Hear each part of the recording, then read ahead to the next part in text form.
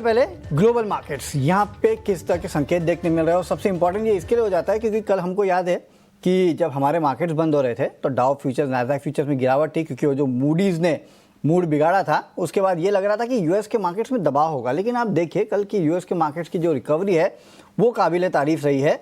तो क्यों ये रिकवरी आई और साथ ही साथ आज जो सुबह चीन ने ऐलान किया है उसके बाद एशियन मार्केट्स भी दम भर रहे हैं।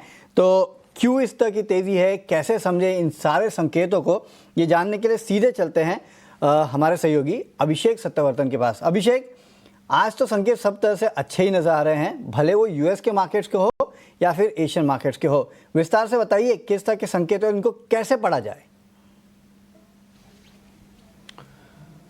Varun, good morning. देखिए, हाँ, संकेत अच्छे हैं और आप सही कह रहे हैं कि कल जब हम बाजार की क्लोजिंग कर रहे थे तो डाउ फ्यूचर नैस्डैक फ्यूचर गिरावट के साथ कारोबार कर रहे थे और कल शाम को जब अमेरिकी बाजार खुले तो शुरुआत गिरावट पर ही हुई थी।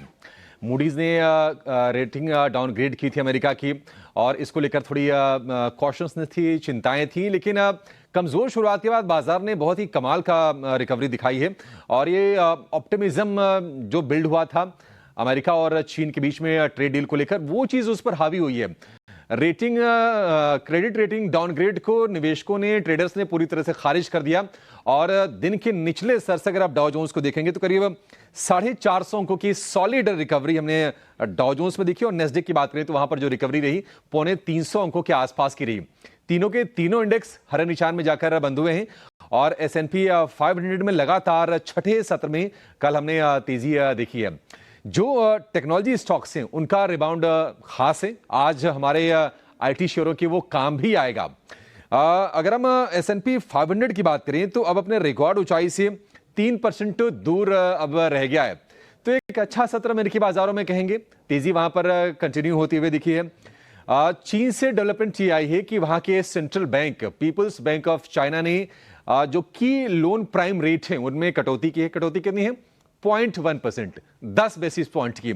और एक साल का लोन प्राइम रेट 3.1% से घटकर हो गया है 3% और 5 साल का लोन प्राइम रेट 3.6% से घटकर हो गया है 3.5%। तो कटौती कोई खास नहीं है, लेकिन यह है कि यहाँ चीन की जो सरकार है, जो यहाँ का सेंट्रल बैंक है, लगातार इकोनॉमी को स्टिमुलेट करने की कोशिश कर रहा है। आपको याद होगा कि पिछले साल अक्टूबर में PBOC ने यानी कि पीपल्स बैंक ऑफ चाइना ने दरों में 0.25% के आसपास की कटौती की थी और अब ये 7 महीने के बाद फिर से ये कटौती की है। देखते हैं कि वहां की इकोनॉमी पर क्या असर होगा, लेकिन मेरे हिसाब से बहुत ज्यादा नहीं है, 0.1% ही है। इकोनॉमी को रफ्तार देने के लिए, पुश देने के लिए ये थोड़ा नाकाफी है और ऐसा एनालिस्ट भी कह रहे हैं। बाकी अगर हम बाजारों की बात करें एशिया में तो निक्केई में 4 दिनों की कमजोरी हो रही थी, उस पर ब्रेक लगी है। आज आपको तेजी दिखेगी। हांगकांग के बाजार 3 दिनों से हल्की हल्की गिरावट के शिकार हो रहे थे, आज वहां पर भी ब्रेक लगी है और करीब 250 अंकों के आसपास की तेजी है। चीन के बाजार, कोरिया के बाजार हल्की सी बढ़त पर कारोबार कर रहे हैं। हांगकांग में एक लिस्टिंग हुई है जिस पर दुनिया भर की नजर थी। दुनिया की सबसे बड़ी बैटरी मेकर कंपनी जो है कॉन्टेम्पररी एम्पेरेक्स टेक्नोलॉजी लिमिटेड CATL, इसकी लिस्टिंग हुई है और लिस्टिंग पर 11-12% के आसपास का उछाल हम शेयर में देख रहे थे। इस कंपनी ने IPO के जरिए $4.6 बिलियन की रकम जुटाई थी, तो एक बड़ी लिस्टिंग थी, इस पर नजर थी। अन्य संकेतों की बात करें तो सोने में हम देख रहे हैं कि सीमी दायरे कारोबार हो रहा है, थोड़ी सी सेफ हेवन डिमांड लौटी है। $3235 के आसपास के भाव हैं। क्रूड में हल्की तेजी आई है, $65 के आसपास कच्चा तेल कारोबार कर रहा है और क्रूड में जो तेजी है या फिर लोअर लेवल से जो थोड़ी रिबाउंड आ रहा है उसके पीछे खबर यह भी आई है कि अमेरिका और ईरान के बीच में जो न्यूक्लियर टॉक्स चल रहे हैं, आशंका इस बात की है कि शायद वो डिरेल भी हो जाए। ईरान की स्टेट मीडिया ने वहां की उप विदेश मंत्री हैं माजिद तख्त रवांची, उनका बयान एक चलाया है जिसके हवाले से यह कहा गया है कि अगर ईरान पर यूरेनियम एनरिचमेंट एक्टिविटी को रोकने का दबाव अगर बनता है अमेरिका की तरफ से तो ये बातचीत फिर कहीं नहीं जाएगी। तो ये एक नोटिस करने वाली चीज जरूर होगी। देखते हैं कि क्या डेवलपमेंट्स निकल के आते हैं। अदरवाइज आप देखिए तो बाकी कोई बदलाव नहीं है लेवल्स में। डॉलर इंडेक्स 100.38 के आसपास की है। यूएस के 10 ईयर की बॉन्ड यील्ड की बात करें वो 4.5% के आसपास जाकर टिका हुआ है। थोड़ी सी नरमी ऊपरी स्तरों से आई है। तो ओवरऑल अगर हम कहें तो संकेत ठीक ठाक हैं। चीन वाली जो खबर है ये फंड फ्लोज के लिहाज से थोड़ी सी क्रूशियल हो सकती है। ज्यादा इंपैक्ट हालांकि नहीं पड़ेगा, लेकिन अमेरिका में जो नैस्डैक में भी जो रिबाउंड आया है लोअर लेवल से, आज आईटी शेयर हो सकता है कि बाजार की मदद करते हुए दिखेंगे।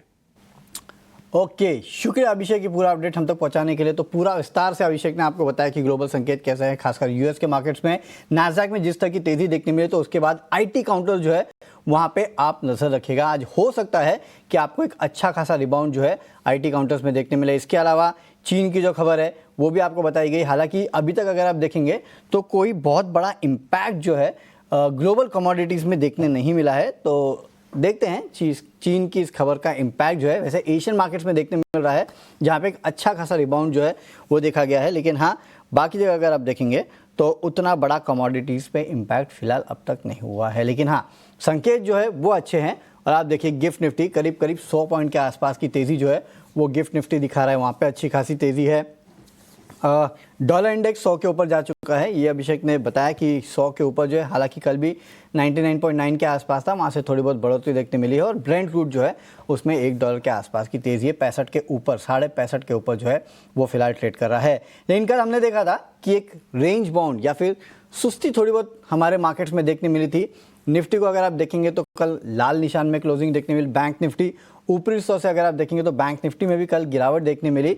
हालांकि पीएसयू बैंक जो है वो अच्छा परफॉर्म कर रहे थे। जहाँ तक एफआईआईएस डीआईएस की बात है तो आप देख सकते हैं कैश मार्केट में कल एफआईआईएस के तरफ से करीब 550 करोड़ 526 करोड़ रुपए के आसपास की बिकवाली जो है वो देखी गई। और 3 दिन की लगातार खरीदारी के बाद फिर से एक बार, छोटा आंकड़ा है, कोई बहुत बड़ा आंकड़ा नहीं है, कोई डराने वाला आंकड़ा नहीं है, लेकिन हाँ 526 करोड़ रुपए के आसपास की बिकवाली जो है वो एफआईआईएस ने की है। जहाँ तक डीआईएस की बात करें तो एक दिन खरीद रहे हैं, एक दिन बेच रहे हैं, और वो मूड जो है वो अभी भी है। आप देखिए कल 238 करोड़ रुपए के आसपास की बिकवाली जो है वो डीआईएस ने की है। तो ये कल जो है वो एफआईआईएस और डीआईएस का रहा है एक्शन। जहाँ तक एफएनओ की बात करें तो लॉन्ग्स जो है वो एफआईआईएस के अभी भी 42.3% के आसपास है। और कल आप देखिएगा 207 फ्रेश लॉन्ग कॉन्ट्रैक्ट्स जोड़े गए और कल 470 नेट शॉर्ट कॉन्ट्रैक्ट्स जो है वो जोड़े गए थे। तो नेट अगर आप देखेंगे तो शॉर्ट कॉन्ट्रैक्ट्स जो है वो थोड़े ज़्यादा जोड़े गए थे कल के मार्केट में। तो ये आप याद रखिएगा एफआईआईएस द्वारा। और इसके लिए हमने देखा कि थोड़ा बहुत अगर आप देखेंगे तो ऊपरी स्तर से कल सेकेंड हाफ में खासकर हमारे मार्केट्स में थोड़ी बहुत गिरावट देखने मिली थी। बाकी आप देखिए फ्यूचर्स में किस तरह के एफआईआईएस ने, ऑप्शंस में भी अगर आप देखेंगे तो 937 करोड़ रुपए के आसपास की खरीदारी की है। इंडेक्स फ्यूचर्स में 86 करोड़ की बिकवाली की है। वहीं स्टॉक फ्यूचर्स में 3,714 करोड़ रुपए के आसपास की बिकवाली है। और स्टॉक ऑप्शंस में कल एफआईआईएस द्वारा 2,871 करोड़ रुपए के आसपास की बिकवाली जो है ये की गई है। तो नेट अगर आप देखेंगे तो ऑलमोस्ट 5,000 करोड़ रुपए के आसपास की बिकवाली जो है कल एफआईआईएस ने एफएनओ में पूरी तरह से की है। मैं कैश सेगमेंट की बात नहीं कर रहा, एफएनओ की बात कर रहा हूँ, जहाँ पे 5,376 करोड़ रुपए के आसपास की बिकवाली जो है वो की गई थी। तो ये है एफआईआईएस का पूरा एक्शन कि कल किस तरह में देख मिला। और एफएनओ बैन में अगर आप देखेंगे तो 3 स्टॉक्स है, एक तो हिंदुस्तान कॉपर है, एक मन्नपुरम फाइनेंस है और एक टीटागढ़ रेल है। ये 3 स्टॉक्स जो है वो एफएनओ बैन में है। तो आज देखना होगा इन स्टॉक्स में किस तरह के ट्रेडिंग देखने मिलते हैं। खासकर हिंदुस्तान कॉपर पर नजर रखिएगा, क्योंकि चीन की जो खबर आई है उसका कितना इम्पैक्ट स्टॉक में देखने मिलता है, खासकर एफएनओ बैन में होने के बाद, ये देखना काफ़ी इंपॉर्टेंट होगा। तो देखते हैं गिफ्ट निफ्टी की तरफ से तो जो संकेत है वो तो फिलहाल अच्छे आ रहे हैं, 100 पॉइंट के आसपास की तेज़ी के आ रहे हैं। लेकिन कल हमारे मार्केट जो है वो 25,000 के नीचे बंद हुआ था और आज गिफ्ट निफ्टी जो है 25,000 के ऊपर खुलने के पूरे तरह से संकेत दे रहा है। तो आज के संकेत अगर आप देखेंगे तो थोड़े बहुत ठीक ठाक है। ग्लोबली भले वो एशियन मार्केट्स हो, वहाँ पे भी आपको अच्छे संकेत देखने मिल रहे हैं। यूएस मार्केट जो है वहाँ पे भी आपको अच्छे संकेत जो है वही देखने मिल रहे थे। लेकिन चलिए आगे बढ़ते हैं। और राजेश भोसले जी ने एंजल वन के उनके कॉल्स जो है वो हमें भेजे हैं। तो आज निफ्टी बैंक में क्या रणनीति होनी चाहिए ये भी उन्होंने बताया है, और आज किन शेयरों में ट्रेड करना है ये भी उन्होंने बताया है। तो ये आपको बताते हैं। तो उनका जो फेवरेट स्टॉक है वो है मैक्रोटेक डेवलपर्स। यहाँ पे खरीदारी की सलाह जो है वो दे रहे हैं। मैक्रोटेक डेवलपर्स में आप खरीदारी करके चल सकते हैं। जो लक्ष्य इन्होंने सुझाए हैं 1,500 रुपये के आसपास के लक्ष्य जो है वो देखने मिलेंगे, यानी कि यहाँ से करीब 80 रुपये के आसपास का अपसाइड जो है, ऑलमोस्ट 78 अगर मैं प्रिसाइसली पकड़ूँ तो स्टॉक में देखने आपको मिल सकता है।